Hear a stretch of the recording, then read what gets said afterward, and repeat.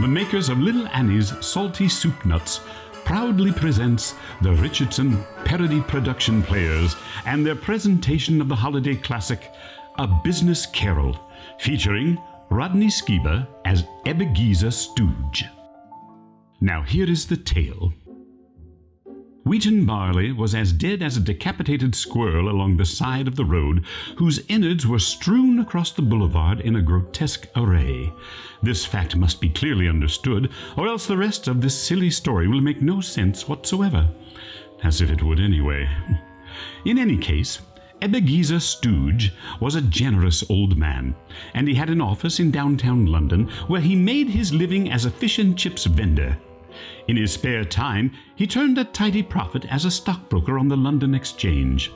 Stooge's new assistant, who was hired after his longtime partner Mr. Barley had croaked, was a nice man by the name of Bob Hatchett. Mr. Hatchett was a gentle, even-tempered fellow. Is there a reason for waving that hatchet around, Mr. Hatchett? Oh, this hatchet, sir. I was just mutilating a fly. How good of you to violently destroy one of God's small, innocent creatures. Did I ask you? Well, did I? Well, no. Good then. I mean, sorry, sir. I sometimes go into convulsions of rage, but that doctor says I'm getting better thanks to your contributions to the foundation. I did not know that I gave to that foundation. Oh, yes, sir. You sent the check out this morning. Oh, very well then. That reminds me. Yes, sir? I seem to be missing a few pounds. Maybe you should eat more, sir. I'm talking about currency, Mr. Hatchett. Oh, sorry, sir. What is the amount? 10 pounds. On what date, please? I do not know. How do you expect me to find out where it went? Because you have the ledger. Ah, yes. Let me look. Let's see, it must be on another page. Oh, here it is. It went to the One-Eyed Dog Hospital. When was that? I believe it was last March. I see. I also seem to be missing 20 shillings. 20 shillings? Yes. Please, would you be a dear and look it up for me? Of course. Let's see. Ah, here it is. It went for taxes. Didn't already pay the taxes? No. Those were the government taxes. You had to pay the street tax, sewer tax, local tax, water tax, and sidewalk tax. Oh, well, which tax was this? The one in the man in the green hat comes to collect. Yeah.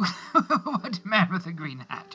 The man from the sewer department. Well, I thought that you said that I already paid the sewer tax. You did. That's where the money went. By the way, did any collectors happen by today while I was gone? Yes. I gave them £5 and 3 shillings. £5 and 3 shillings? Yes, sir. That's all you donated for me? Oh, and another one for £10. Oh, that's better. Oh, were they collectors from the poorhouse? No. Who were they then? The poor themselves. They couldn't afford the collectors anymore. Oh, it still seems like a lot of my money is disappearing. Oh, it reminds me of when I was still married. I thought we were keeping careful track of it. We are, sir. Not to worry. I've got the accounts well in my hands. I mean in hand. Oh, I am glad to hear that. Christmas is approaching fast, Mr. Hatchett. You may begin your holiday at once. Oh, no, sir. I would not want to inconvenience you. Tomorrow is Christmas. It is no inconvenience, silly boy. In fact, allow yourself 2 weeks for a restful interlude. But, sir, what about the business? The London Exchange? They will be here when you return. But what about all the accounts? I will keep track of them. I definitely cannot take a break, sir. 2 weeks. No. Take a long holiday. I cannot. Take a break. No, sir. Spend some time with your family. Definitely not. I've got it. How about a nice, big, bubbly, robust boulder of a bonus? All right, I will take a holiday. Thank you, sir. Just don't touch the books. I'll handle them when I return. By the way, how is your son, Whiny Tim? Oh, he's as sweet and modest as ever. Putrid brat. Merry, Merry, Merry Christmas. Likewise, sir. On his way home, Mr. Hatchet stopped by St. Ovaltine's private academy to collect his young son, Whiny Tim, a vain and obnoxious lad of 10. Young Tim insisted on having his father carry him home on his shoulder, so as not to soil his Doc Martens. Hey, watch out for that patch of ice, Father! You're squeezing me too tight! Shut up. Don't wrinkle my coat! Ridiculous. Watch for the door! Watch out for the door frame! Ow! Ow! My forehead! My handsome face! Oh, what if I get a bruise? What would the girls say? They all love me because I'm so cute. And now what would they think? They'll laugh at me. My life is ruined! It's fine. You'll be all right. Just stop whining. No, I won't be. It's ruined. Shut up! Did you call me for dinner? No, shut up, Shirley. Now help me in the kitchen. Yes, Mother. So, Tim, what would you like for Christmas? Anything I want, I get. Yes, but could you be a little more specific? Well, I don't want just some stupid toy bear, if that's what you're thinking. You got me the lamest toys last year. What do you want? I want the Teenage Mutant Ninja Turtle set. I don't want just one character. I want them all. I already know what I'm getting you. And what is that, Tim? A diet plan, you fat slob.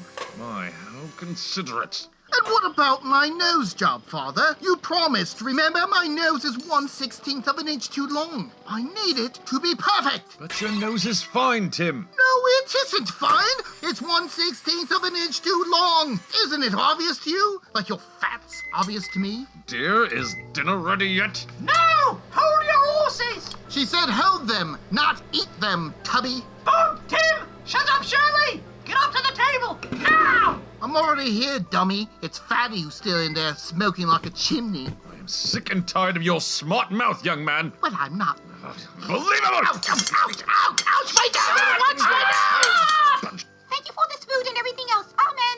You silly little... Stooge closed up his office for the night, and once out in the dark, quiet street, he was approached by 3 greasy street urchins. Sir, can you spare us 6 pence? Why, certainly, good sir. Thank you, sir. Oh, you're welcome. Sir, can you spare a shilling? Oh, of course, good man. There you go. Thank you. Always happy to help Now, those in need. sir, can you spare 2 shillings? How, let's make it 3. Oh, thank you, sir. Looks like... Sir, I just need 1 pence more. Oh, please. sure, there you go. I think you can spare that. Can I have your gloves? My gloves? Oh, yeah, of course. Here you go. Can I have the gum off the bottom of your shoe? Oh, of course you may. I could use a new walking cane, sir. Oh, yeah, but I was just getting to that, good boy. How about you follow me back to my place? Can I have your top? I have a whole wardrobe socks. full I for would your love some family. socks. Those are some nice boots you have. Yes. Poor- A lovely coat. Poor sad unfortunate souls. Dear Lord, please bless these 3 with the most merry amount of wardrobe I can possibly give them. Merry Christmas. Bless you, sir. Yes, Merry bless you, Christmas. sir. Merry So Christmas. Poor chaps, it's so sad. Stooge finally arrived at his home, which was a large cardboard box in the middle of a deserted field. He had sold his house to get enough money to donate to the Bishop Society of Manly Women and to the hospital's new wing, which specialized in leg hair transplants. Once inside, Stooge entered his cold, modest bedroom and went straight to bed.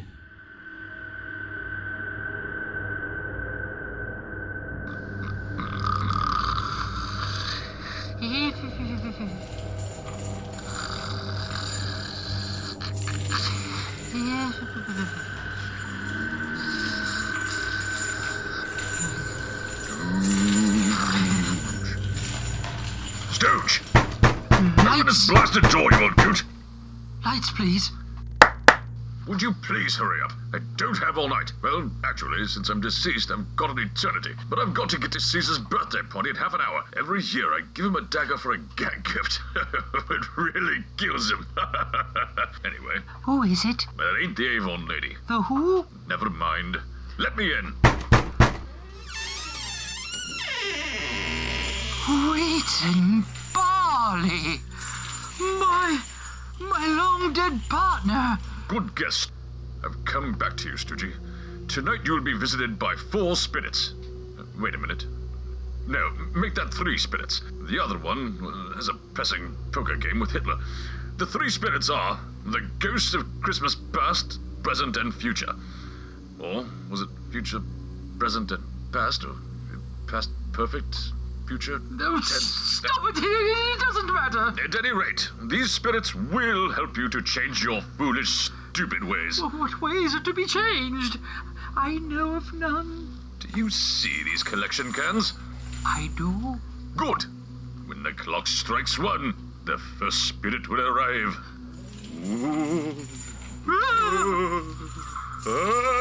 Spirits. Who needs them? Just when you think they are gone for good, they pull you back in.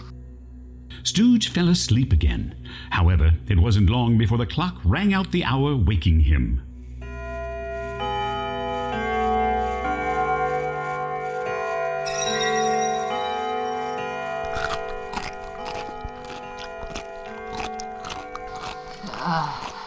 Are you the spirit that Wheat and Barley told me of? The ghost of Christmas that used to be, but is not now, but could be, but probably not? Nope. I'm the ghost of Hanukkah past. They couldn't get the ghost of Christmas past. He's on vacation in Palm Springs.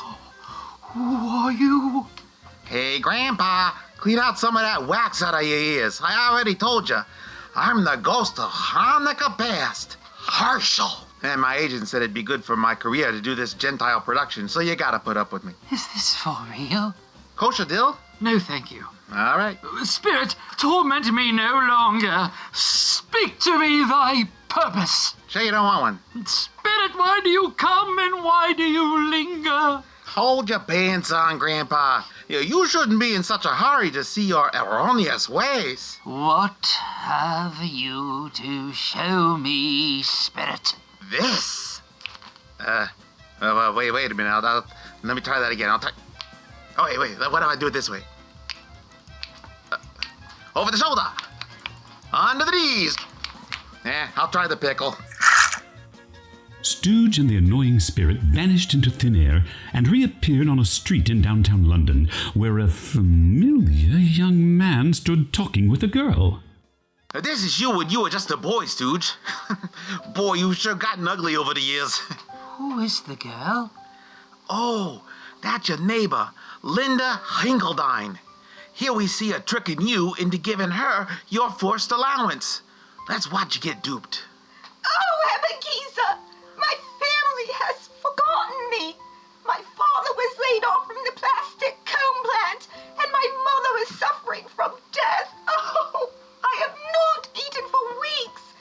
My poor, frail body grows weaker by the minute. Poor girl.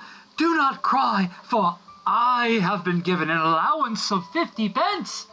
Oh, take it. It is yours.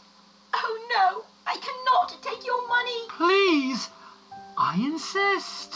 Okay.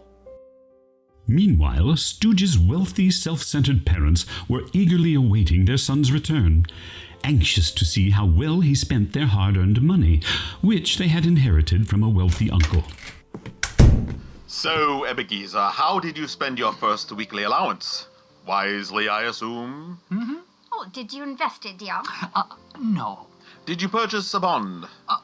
No, sir. Stock? No. Bank account? No. Portable property? No. Then what exactly did you do with it, dear boy? I gave it away. Ah, wise choice. You gave it... you what? I gave it away? No. Why? Why? Well, the people were in need. In need. In need. In need indeed. We are in need, young man. How so? Well, we need a new silver tea set. We need a third coach and chauffeur. I need a new pure gold watch. And we need a new set of velvet furniture. How dare you imply that we are not in need? Now go to your room. A year later, you received a job counting toothpicks for a local diner and began to earn your own income. It's about time. So, what did you do with your hard-earned money? I gave it away to an armless pygmy pirate with a lisp. Cheerio. No. Dear,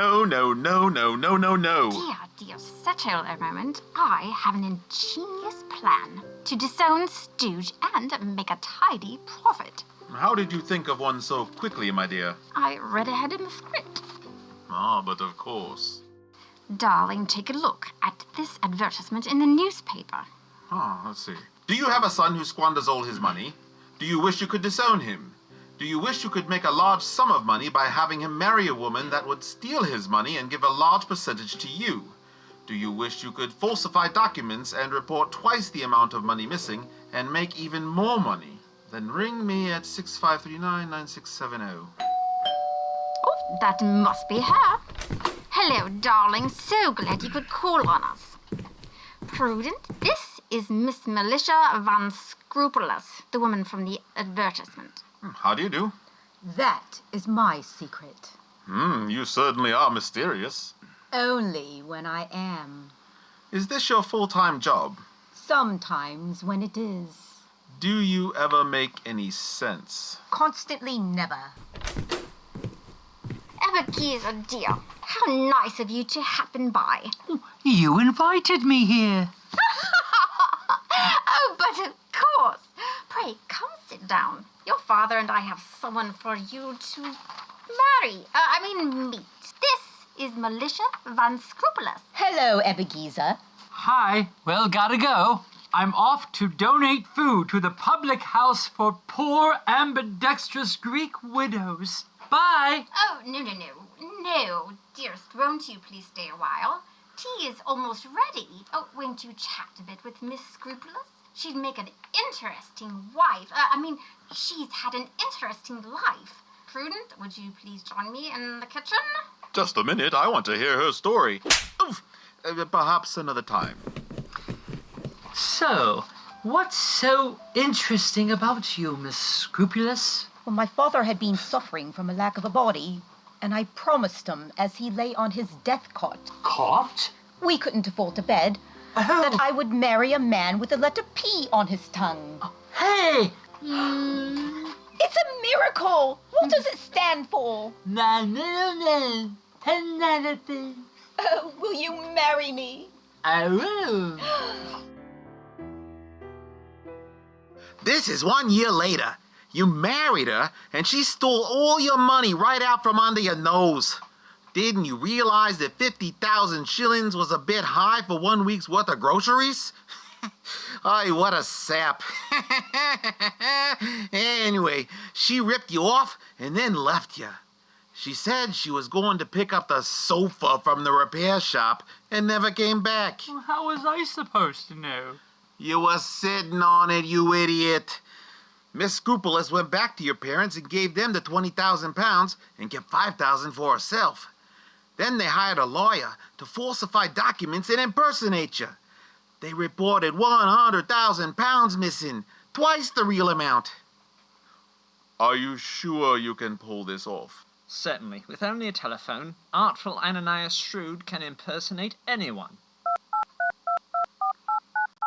Yes, this is Abigail Stooge of 962 West Park Lane in London. I would like to report £100,000 stolen from me and a big chocolate cake.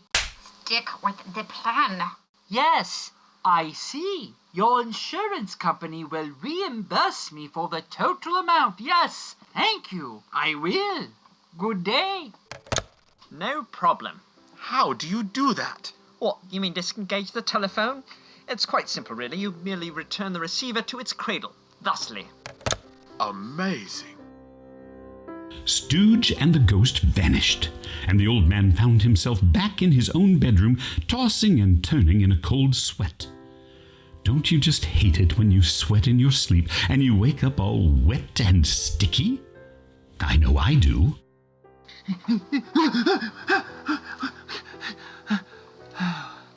Oh, thank goodness. It was only a dream. Hello? Are you the spirit of Christmas present? Oh, only on the side, handsome. I certainly hope this is the ghost job. It's Christmas. I'll give you a kiss for a present. No, no. I want you to show me the present. Oh, okay. No, that present. Christmas present. Oh, pooh. You're no fun. Oh, please, Spirit. With a sugar cane on top. Oh, all right. Stooge and the slinky spirit disappeared and headed into the present, where they found themselves standing in the living room of the Hatchet family, where whiny Tim and Mr. Hatchet were enjoying a no-holds-barred game of Uno. I ripped off stupid old Stooge again.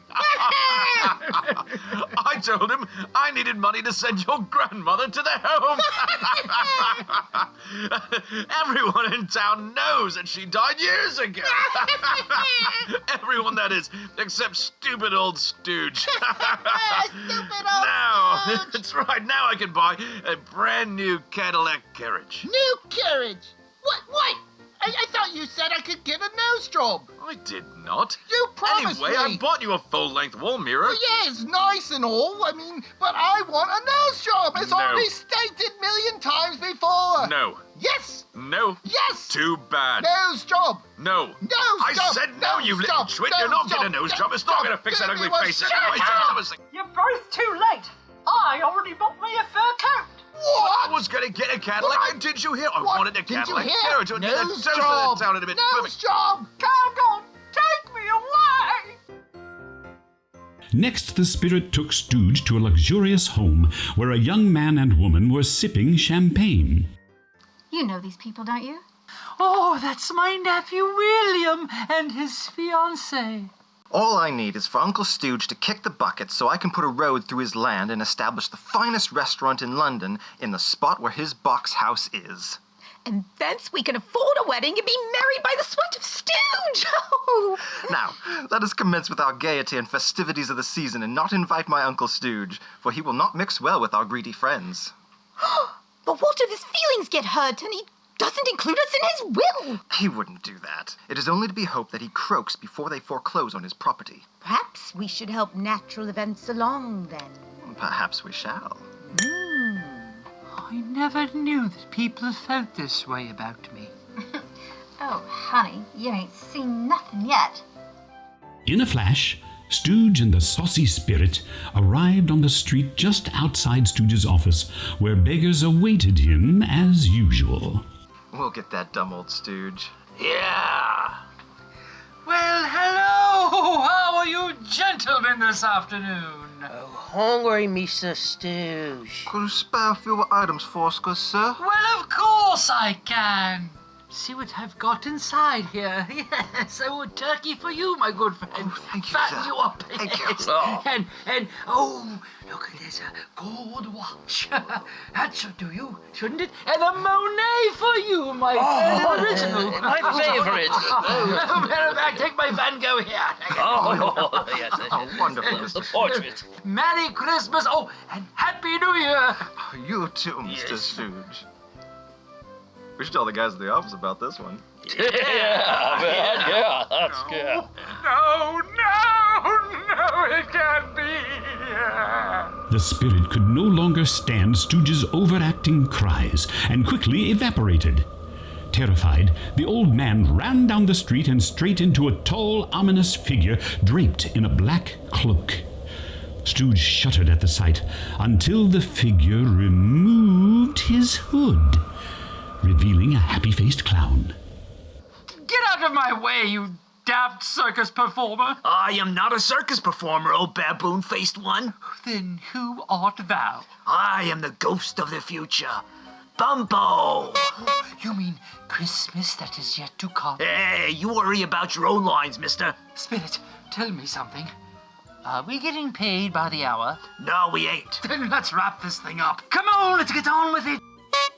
The jester and the old buffoon appeared in a tavern where Mr. Hatchet was sharing banana daiquiris and stogies with a group of obnoxious men.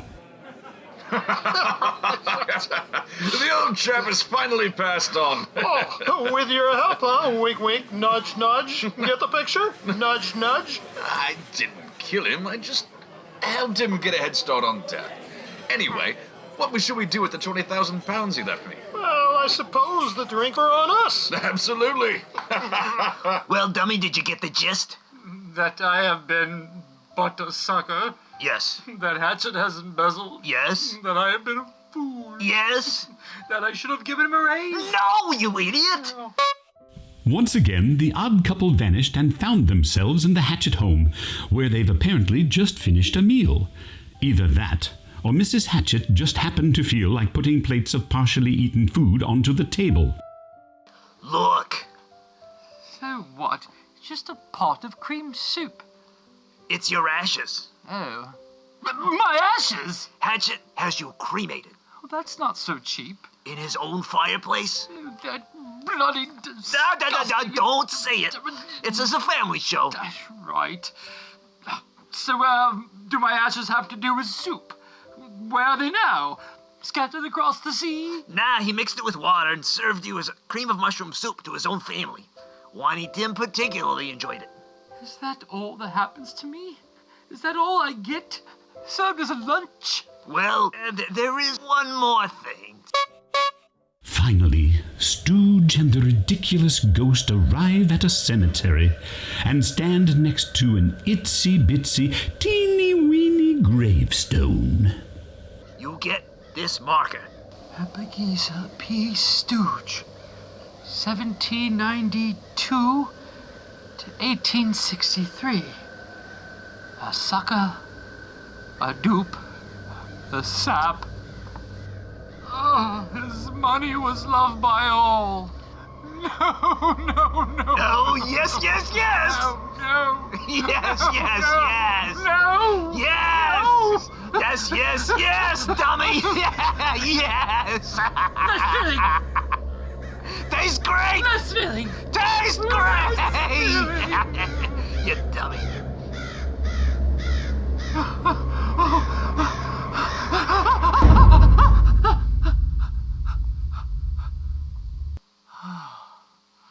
It was only a dream.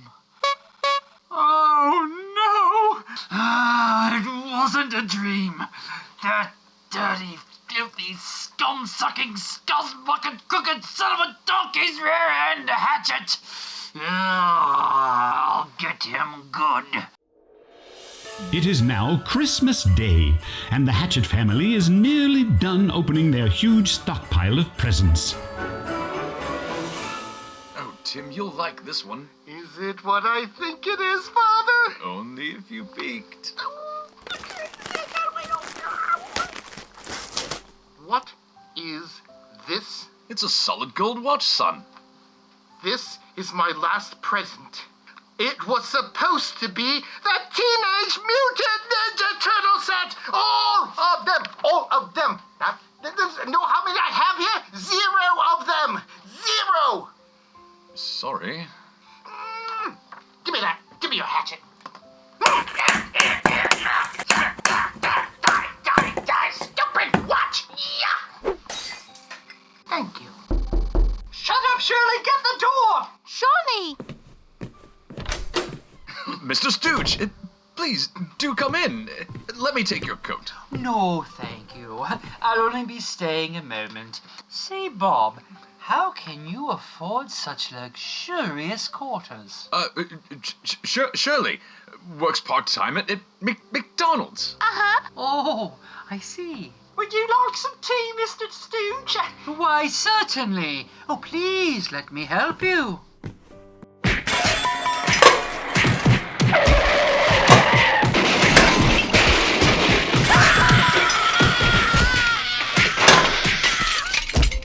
Mr. Stooge, what was all that noise?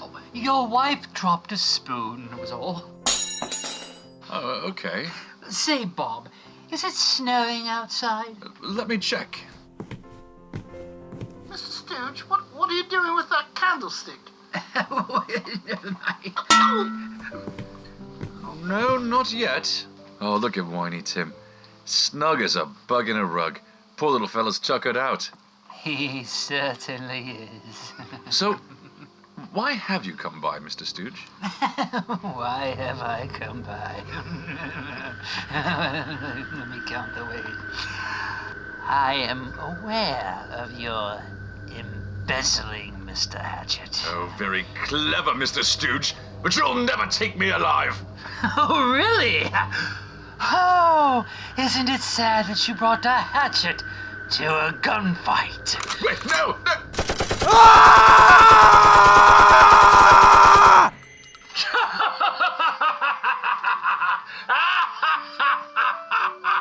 Revenge! Revenge! Revenge! Amid the carnage of the massacred Hatchet family, Stooge grabbed a large sack and began to shove present after present inside of it. He then struck a match and flung it onto the pile of used wrapping paper, which burst into flames. Just before leaving, he paused at the door and turned back to the room with a smile. God bless us, everyone.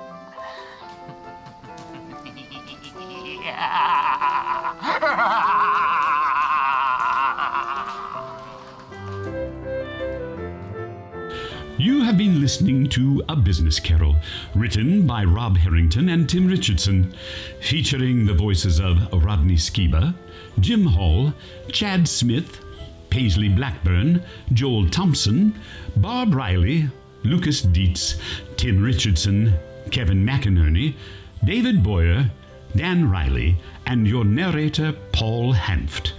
Thank you, and a Merry Christmas to you all.